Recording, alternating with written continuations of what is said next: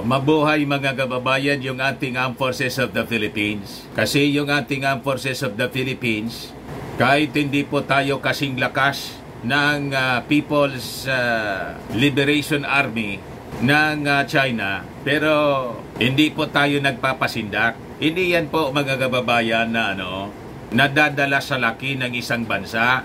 Sabi ko nga mga kababayan, first kasi natin yung mga Israelites. We are Ophirians. And so, dapat kung gaano katapang ng mga Israelites, mga kababayan, in defending their country, ganun din tayo na mga Ophirians. Kaya, salute to the Armed Forces of the Philippines Chief of Staff, General Romeo Browner. Ayan po ang sabi niya rito sa balita ng Daily Tribune. Armed Forces will not be deterred. Ganun po ang Israel po, napakaliit na bansa, the size of Bicol region. Hindi po masindak ng ng mga enemies niya. Ang kalaban ng Israel po, buong Arab world, the Muslim in Arab world, plus Russia and China, pati nga po yung mga bansa ng United Nations na hindi po Muslim in Arab, anti-Israel pa. So, Israel against the world, mga kababayan. Pero hindi sila nagpapasindak, mga kababayan. Kasi survival po nila in the existence of their country ang nakataya. Ganon din po tayo rito sa ating bansa. Huwag nating ayaang lamunin tayo ng China, ng dragon. Dragon talaga niya, Mr. Maravillas. Dragon man talaga po yung China. Yun ang kanilang emblem, ang simbolo nila. Dragon. Alam naman po ninyo sa Bible kung ano yung dragon. The dragon, the devil. That is another name for the devil, mga kababayan. Kaya tingnan ninyo yung ginagawa sa atin dito. Dinidebil-debil tayo. Ayaw tayong tantanan, mga kababayan. At yung gentleman's agreement po ni Maudix, that is an agreement with the devil. Tama ba? Ang simbolo ng China, dragon. So nakipagkasundo tayo sa dragon. Huwag tayo pong makikipagkasundo sa dragon. Tayo po, mga kababayan, bansa na kumikilala sa totoong Diyos and allied with America. And America with Israel, ito yung alliances natin. Because parehas po yung ating ideology and belief. And we believe in democracy. Yung China po, godless country, mga atheist po, communist. Kaya nga po mga sinungaling sila, ganun ang ideology ng communism, mga kababayan, base sa kasinungalingan. Kaya tama, mga kababayan, na manindigan po tayo rito. And God is with us. Isabi po sa Bible, if God is with us, who can be against us? At ulitin natin yung sinabi ng ating Pangulong Bongbong Marcos. This is a David and Goliath situation.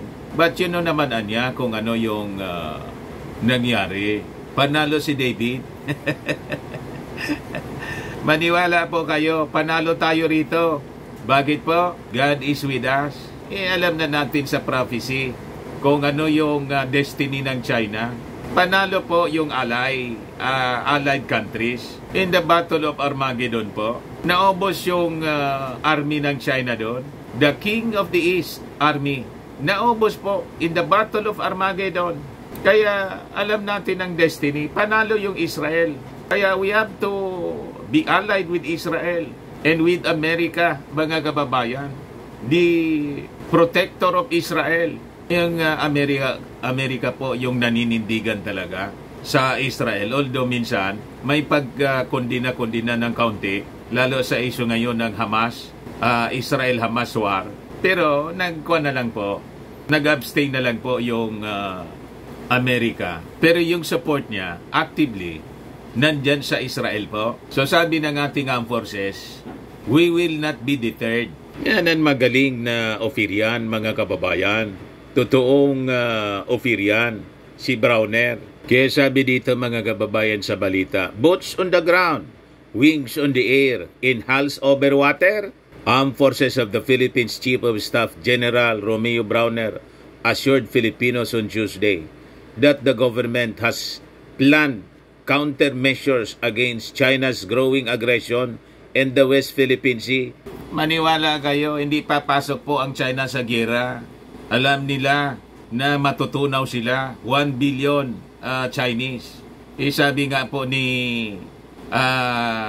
dating Senior Associate Justice Antonio Carpio, malabaan niyang pumasok sa giyera. Kaya intimidation yung ginagamit nila, pananakot lang. Kasi yung China, 500 lang yung nuclear warheads nila. Yung Amerika, 5,500. Maaabuan niya sila. Hayaan nila yon. Na alam nila, it will be the end of their history. Mapapadali po yung Armageddon. Sa Armageddon po, in the Battle of Armageddon, tunaw yung mga Chinese. All the armies, 200 million of them. Sabi sa Revelation, may countermeasures anya, sabi ni Browner. Kaya lang, hindi man po sasabihin sa atin. Di ba? Hindi nila isa sa publiko kung ano yon. Ano anya sa tingin mo, Mr. Maravillas? Ako sa tingin ko, nakaposisyon na lahat. Dito po sa mga EDCA sites, kailangan man. Di ba? Pabalik-balik na po yung mga warships ng Amerika dito sa atin. Yung mga previous balikatan, alangan man walang karga yung mga barko, yung mga nuclear armed mga kababayan, yung mga barko, warships ng Amerika, na-anticipate na nila. Matagal na po.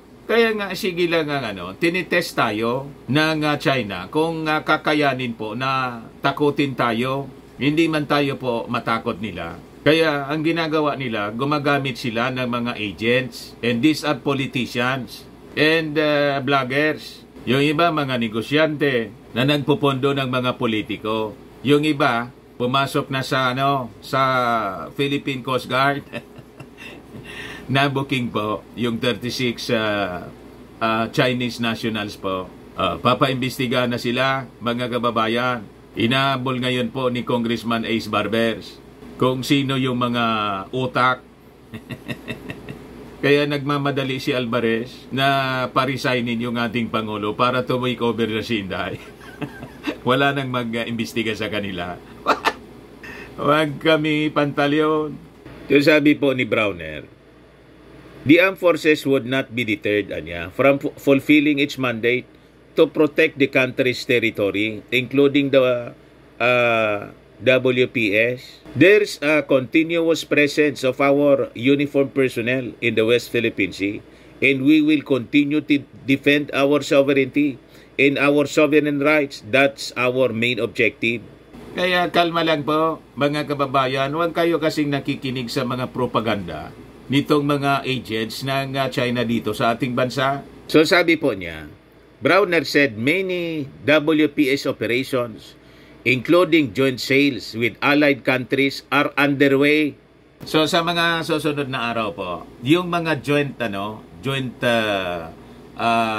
sales, Amerika, France, tawag dito Japan, Australia, maglalayag po sila with our Philippine Navy para siguruhin po yung freedom of navigation po. Hindi papayag ang mundo, ang mga bansa sa buong mundo na kontrolin ng South China Sea ng China po. Hindi po papayag. Apektado po yung kalakal sa buong mundo. The economy of the world. Pag nangyari yon, papayag ba ng ganyan ang mga bansa sa buong mundo? Hindi po. So sabi ni Browner, what we want to assure is that our fisherfolk and our scientific researchers can freely maximize our resources within our exclusive economic zone. Browner said there are counter-actions in place. We cannot divulge the details, but what we want to tell our kababayans is that the armed forces will continue to fulfill its mandate. Kaya kalma lang po tayo. At ito pong mga counter measures na to, sigurado po na it will be a shock to China. And later on, mananahimik lang na lang po itong China kasi masusukat nila na hindi pala niya kaya. Di natin kayang takutin yung mga Filipino at yung buong mundoan niya. Makakalaban natin. Pag nakalaban natin yung buong mundo, tapos na tayo rito.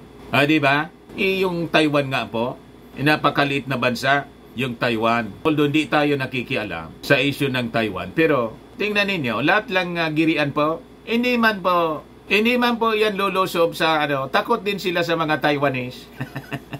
Kapwa nila yon, kauri nila. Kasi back up ng Amerika yung Taiwan po. Yung mga armas na nag-supply po sa Taiwan, Amerika. Kaya lahat lang po pang bubuli, pananakot. Madaling sabi, kubardi po, duwag yung mga Chinese. Mga duwag yan. Huwag kayong maniniwalag matatapag yung mga Chinese. Mahilig lang sila magbuli kasi mayaman sila. Pero pag pinatulan natin yan, nga umobra sa Vietnam. Pinatulan ng Vietnam. Sige niya, isa na yung Vietnam sa pagkipagira, hindi nga sumurin din sa Amerika. Di ba?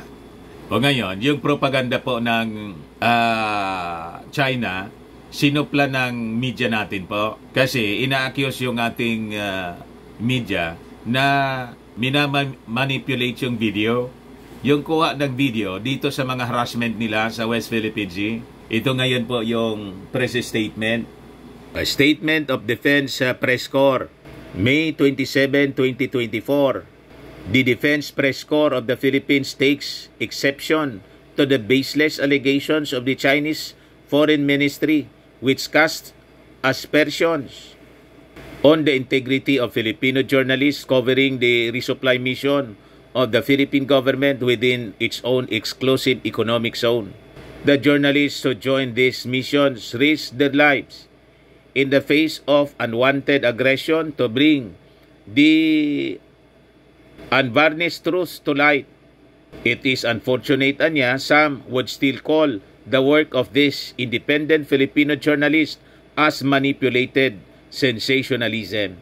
We reject and condemn this false accusation.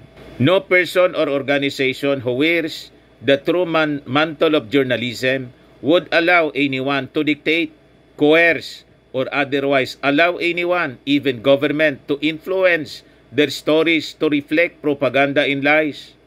Progressive and civilized nations recognize a free press as one of the foundations of fair and just society. It is unfortunate some have not yet realized this truth.